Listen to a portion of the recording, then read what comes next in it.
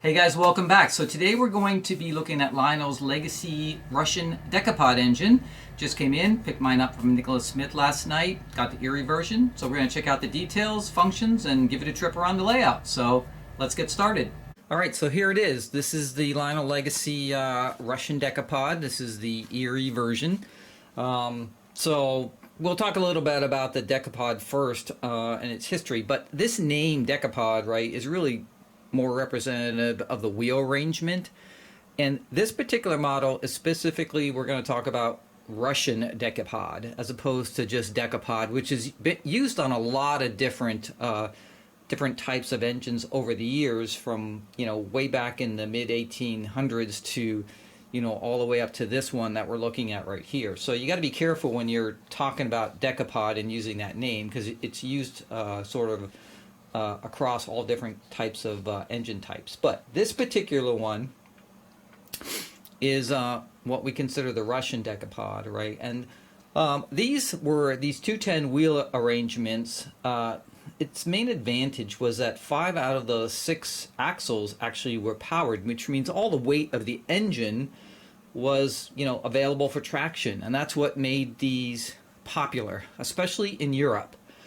These were super popular. In the United States, not so much, but it was used by certain railroads, this one in particular, Erie, that was used over sort of mountainous terrain because of its tractive effort. So that's the one advantage it had in the U.S., although in general they weren't very popular originally in the U.S.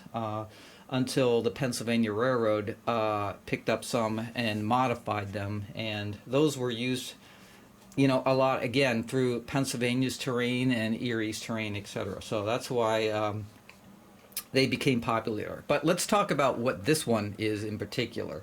All right, so why were these given the name Russian Decapod? So Russia purchased, I think it was 1,200 or something of these from the United States during World War I. And the Russian Revolution that occurred basically stranded 200 of these in the United States. And I guess there's some kind of wartime export restrictions and things like that that caused them to be canceled as far as the order goes, and then they were stuck here in the United States. So the United States Railroad Administration actually scooped them up and then parceled them out among half dozen railroads.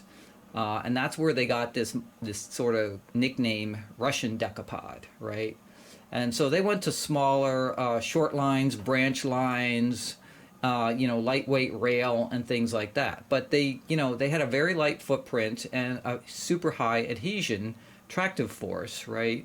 And that is what a lot of these railroads used them for, especially the one you're seeing right here, Erie. So they have mountainous terrain through the Allegheny Mountains and things like that. So it was sort of like the perfect engine, and so they were converted to American rail, the gauge for American rails, and used by a lot of these railroads. So they've used across a bunch of railroads. Okay, so as you can see here, I picked up the Erie one, which would have been used on the Erie lines, and this particular model right here has sort of the grayish blue main part of the locomotive right here that Lionel did on this particular one for this color. We'll talk about the color in a second, but so these are interesting engines, and that's sort of where they got their nickname. Decapod is used across a bunch of different engines, right? And so you got to be careful when you're talking about Decapods, but this one is particular, called nicknamed the Russian Decapod, and that's because of that little history of how they actually came into being, from being canceled off the order for Russia and then being repurposed for use here in the United States. Now these engines weren't particularly popular with the crew because of the rough ride due to that instability caused by the wheel arrangement. So just like the consolidations of 280, they had that chopping at speed. So you got that nice rough ride when you're in the cab, right? So not very popular necessarily with the crews, but they did serve their purpose. And the thing about it is these engines actually were in service up until the end of the steam era. So, that kind of says something for them. So keep that in mind when you're talking about decapods, because a lot of people will associate the decapods with the Pennsylvania Railroad I-1s, which also were a decapod, but they were huge, much bigger, taking advantage of Pennsylvania Railroad's heavy track and high axle loading, and they were fat, so they got the nickname hippos on the Pennsylvania Railroad. So that class is different than what we're talking about here with this Russian decapod, these were the very small, light 210Os. All right, so the Lionel model here is really nice. It looks great. We've got, of course, the 210 wheel arrangement here. All the drivers and everything. Lots of detail underneath here. The color on this particular one makes a lot of the details along the main boiler and everything here really stand out.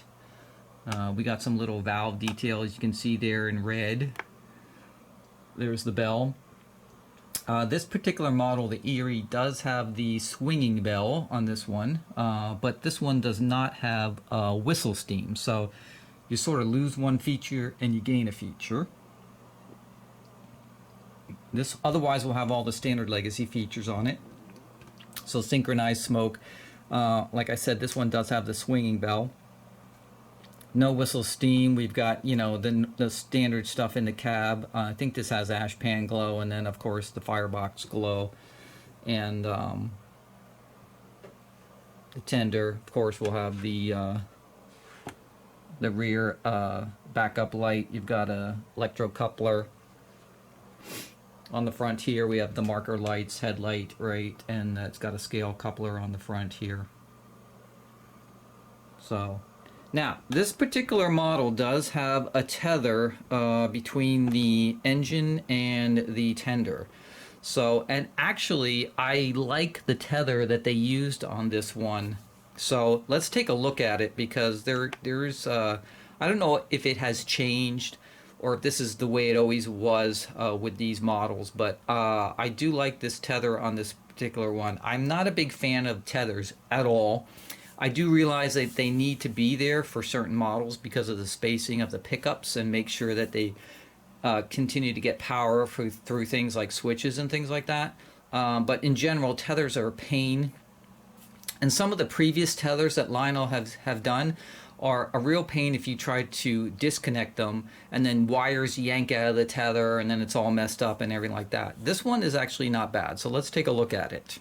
So the tether on this one is actually, if you look at it, it's got quite a few wires on it, as you can see. But these wires are really soft and flexible. Some of the times the tethers, especially when they're encased in a sleeve, are really hard. And the problem with being a very hard tether between the two is when it's going around curves. A lot of times it's not flexible enough, and that's what causes problems sometimes with derailings and everything else, right? These are nice, soft and flexible wires coming out of here. They're all individual. They didn't make a sleeve around this particular one.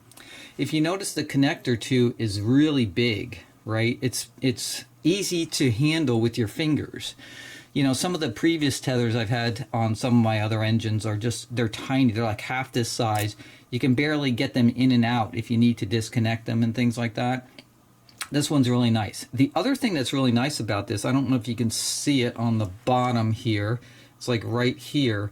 But really what's happening there is it clicks in to the engine. So this one cannot come out.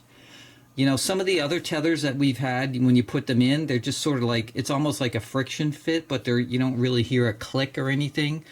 And that's why they will sometimes come apart when they're going around curves on your railroad, right? And the fact that also that it has the sleeve around it, which makes it stiff, so it doesn't flex when it's turning, and that's what yanks it out. And typically that's where the problems occur. So people, you know, sometimes, you know, try to glue them and do all kinds of weird things to keep them in. This actually I have to compliment them on this one, because it's a good design, because you'll hear it when you push it into the back here of the engine, right, in the slot right here, and you can see it's grooved here and it clicks. right in. You'll hear it click when you push it in there, and it's a solid connection, unlike a lot of the previous tethers that we've had. And the other thing is, if you lay it down on its side like this, right, and it's connected, then it's much easier actually to get out too if you want to disconnect it, because you can get your fingers down here and onto the little edges and get it out without yanking on the wires, because that's where everything goes south usually. When people try to take their tender and disconnect it from the engine that has a tether, they yank on the wire because they can't get their fingers around the connector because they're so small, right? This one you can, like, even if you couldn't do it with your fingers, you could get a small screwdriver and just on the edge right here, just pry it out a little on both sides, and then it'll pop out, you know, once you get by the click. So it's really nice, right? So I mean, I wouldn't try to do it on the track. I would always lay it on a cloth like this, and then I put it together. But if if you just, you know, it goes in because it only fits one way. And if you just let me see if I can get you zoom in a little bit right here.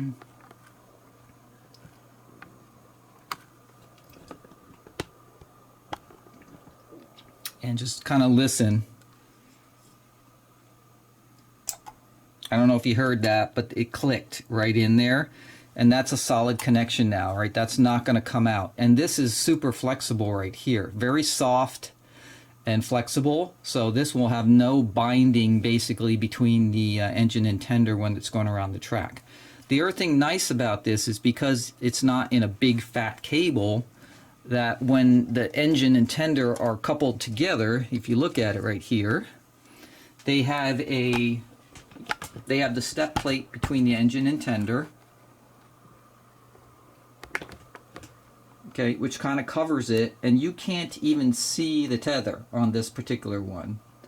So unless you're looking at it from underneath the engine, you can't actually see that there's a tether between the engine and the tender, which is really nice.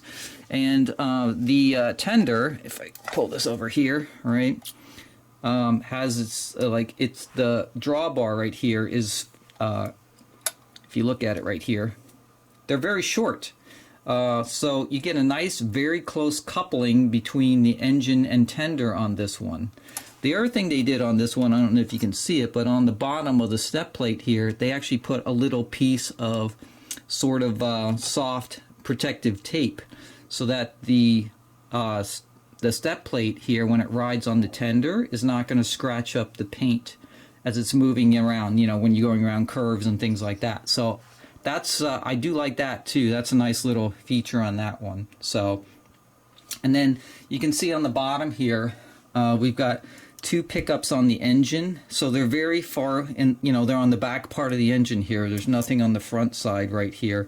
And then we've got two pickups on the tender back here. So hopefully between the four pickups, right, you don't lose power as you're going over switches and things like that. But we're going to find out in a couple minutes, so when we run it around the track. But I just want to note the tether and the step plate, because that's really nice, and you will not be able to see this tether when you have it all connected and it's on the track. Let's take a little bit closer look at this model right here. But here's what I'm talking about. You can see right here, there's the step plate, right? And you can't really see the tether unless I look from underneath here, and even then it's not very noticeable at all. So, and you look at the coupling between the engine and tender, it's a nice close coupling. So that's really nice.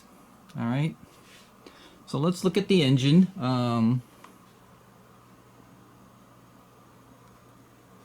So as always, some great detailing on the front here, of course.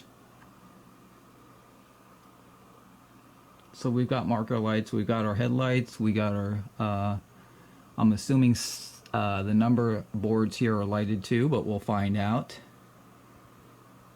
A little scale coupler on the front here.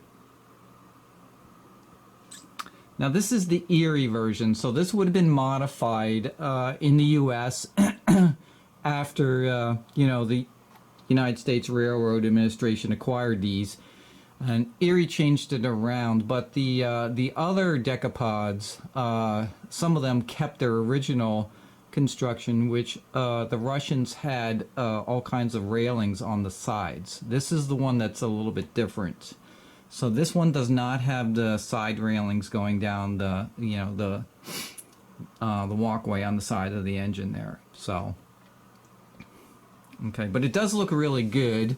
As I said before, the only thing about this engine is, and Lionel seems to have a problem with their colors for whatever reason, but in the catalog, this sort of gray blue that you're seeing right here on the main boiler part, right, is much darker in the catalog. So if you looked at the catalog and you were expecting that exact color, that's not what you're going to get on this model. But this one looks okay. It's not too bad. And but I do know, I'm thinking that for the most part, from what I've seen the last couple of years, Lionel has a problem with the shades of colors. For some reason, they're always a little bit too light instead of being darker like they should be. So, and this one suffers from that same sort of like problem where you've got a little bit lighter shade here. This would have looked even better if it was darker. Maybe even a little metallic like they did on the MTH Premier triplexes. But it certainly doesn't look bad at all, right? And, you know, it's still okay, but again, it doesn't match the catalog 100%. So the catalogs are, you know, they're computer-generated images, and so you got to be very sure that if you're buying any kind of engine that has a color on it besides black or silver, that if you're pre-ordering it, you got to make sure that you're okay with the engine coming in, and it may not be the exact same shade that you're seeing in the catalog.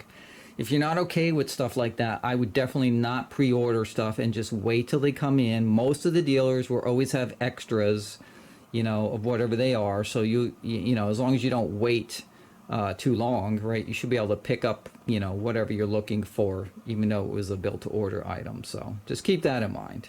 Okay. All right, so at the top here, you know, you can see we got these great details going along it. They did a nice job on it. The whistle area is really nice. It would have been nice to have whistle steam on this one, but this one does not have that. It does have the swinging bell on it though, so. Okay, and then we got the roof, which I think is, yep, pops up. So you got a movable roof hatch right there. We got the windows here, which slide. There's two of them in here that slide on top of each other. Okay, and then we've got, I don't know if you can see that there, but can't get my finger in there, but there's two little windows that slide on top of each other right there. And of course, we've got the figures in the cab. Engineer and fireman are in here. Pretty standard.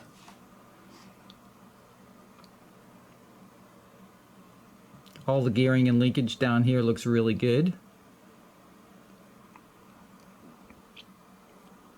This is 2445, which is the Erie version, of course.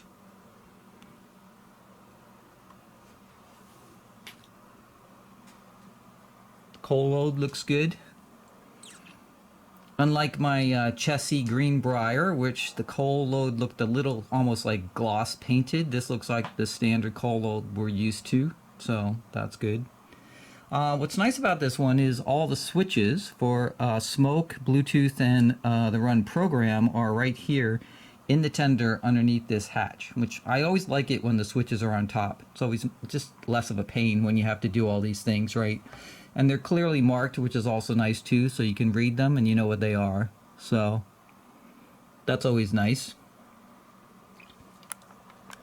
And on the back here, of course, 2445 again. We got an electrocoupler. It does have some nice details on the back here also. And then we've got the rear light, and I'm assuming the number boards here will light up, but we'll find out that also.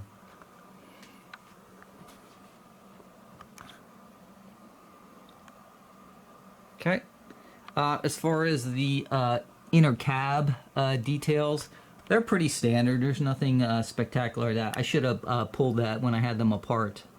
I should have shown you that, but inside it's standard details on the inside of the cab, and then I believe it has firebox glow, but we'll check it out when we fire it up. Yeah, and that's pretty much it. So let's get it programmed and fire it up and see what it sounds like. Alright guys, so I ran it over the sensor track, I programmed it in, came up as Erie Russian Decapod, so we're all good there. Yeah, so let's just take a quick check of the crew talk here. Dispatcher, ready to roll. Can I pull? Over. You are clear to depart on signal indication. Out. Gonna be here a while. Timetable has us holding here for number 9. She's running about 20 minutes late. Tower, station work complete and ready to head east. Can I pull? Over. Things are taking a little longer than usual. Sit tight until I can get the line cleared. Out. Alright, so standard crew talk there. Let's do the other side here. My call's full. Out.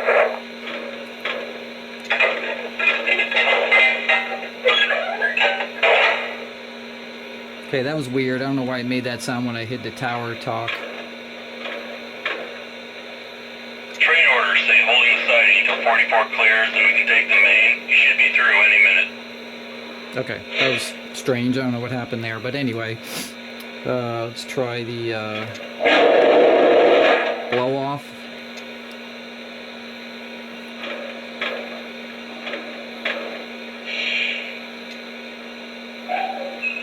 And that's the water. The water's full. Out. Let's see if there's anything under aux 3 here. Just a little steam sound, but that's pretty much it. Alright, and then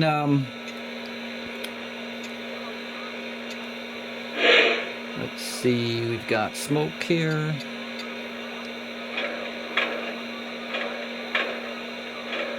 And then we got the 5 different whistles, of course. So here's the first one.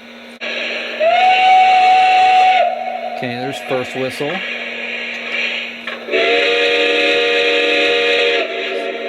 Second one. Some of these sound like big steam.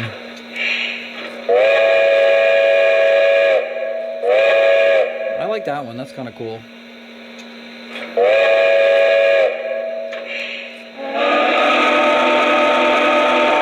That one doesn't fit at all.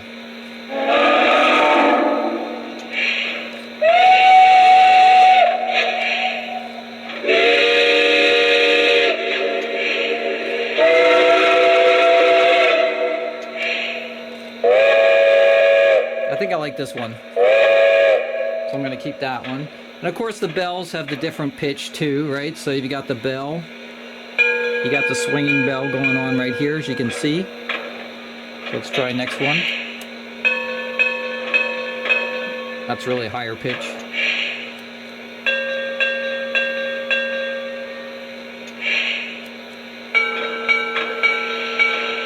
That's an interesting one. That's really low. It's cool.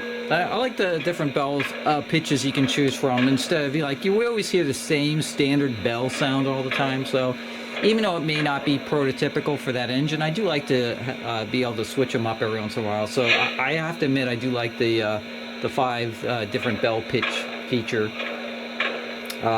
Some of those whistles that you heard on here really are, you can tell they're big steam engines. They don't really fit this one, but you know, it is nice. They give you different options. You can choose whatever you want, so that all works. We got the marker lights right here on the front right here, which should go on and off. Yep. And then we've of course got the headlight on the front here. You can see there the number boards are lit too. And then the cab is lit. And then in the back here we have the reverse, so let's turn that on. And the number boards are lit on that too also, so that all works. Everything's looking good so far with all that stuff. And yeah, so let's give it a run around the layout and see how it operates. Alright, here we go. It is smoking like crazy here, so that's a good sign.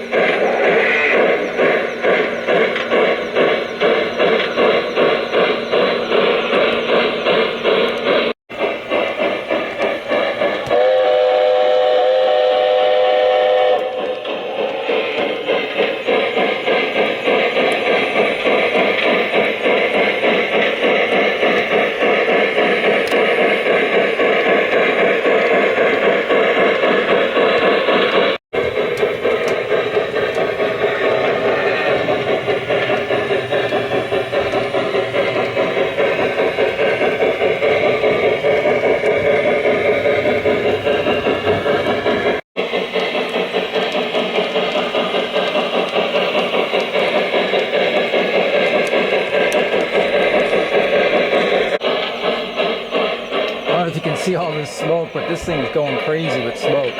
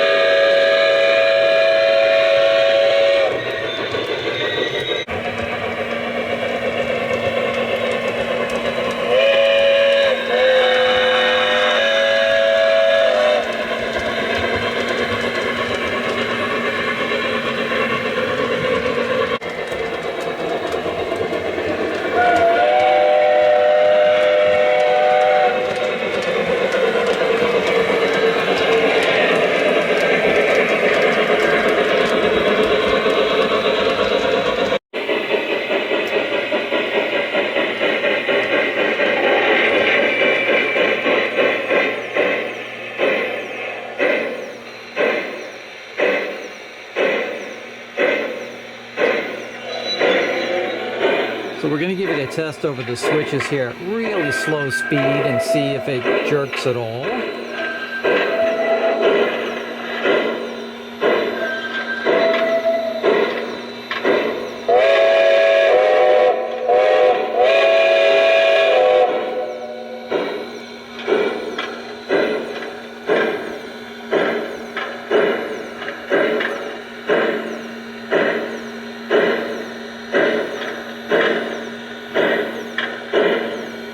Through that switch no problem, so seems like it's pretty okay with where the pickups are, and the tether seems to be helping.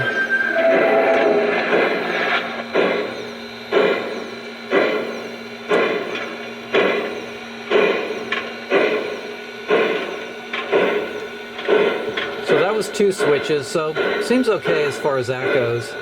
There was one Y switch I ran through and it hesitated for a second, so it seemed like it lost connection for a second, but for the most part, seems like the tether is doing its job.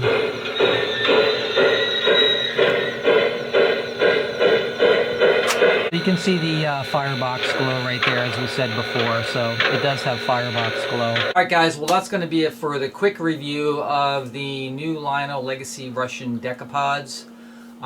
So the Erie one is really nice. Everything operates as it should, so it's a real smoker for some reason on this little engine. It does have the cool little swinging bell, which is always a nice feature. It doesn't have whistle smoke, so that's the one thing it is missing. But otherwise, all the standard features. Got some great details on it. I do like it. Is there anything that could be improved on it? Yes. The blue-gray color on the main boiler doesn't match the catalog. So just another issue with sort of Lionel and their colors, and they really need to get a grasp on that. So the catalog color looked really great. It was a much darker, almost a little bit metallic blue in the catalog. Kind of like the old MTH Premier Erie Triplex, that kind of a blue. That's what it kind of looked like in the catalog.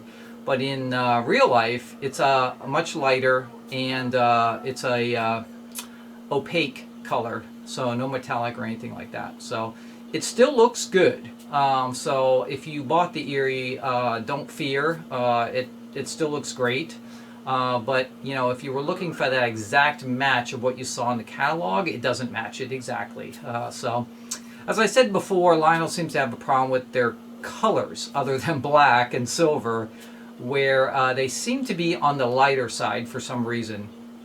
So I think they really need to get a handle on the shades of their colors and really really take a close look and get a little more quality control on that portion of it. But otherwise, the Decapods are great. Now, if you didn't buy the Erie, which is the only one that has sort of the extra color on it, the other ones are all black, then I think you'll be totally satisfied with the Decapods.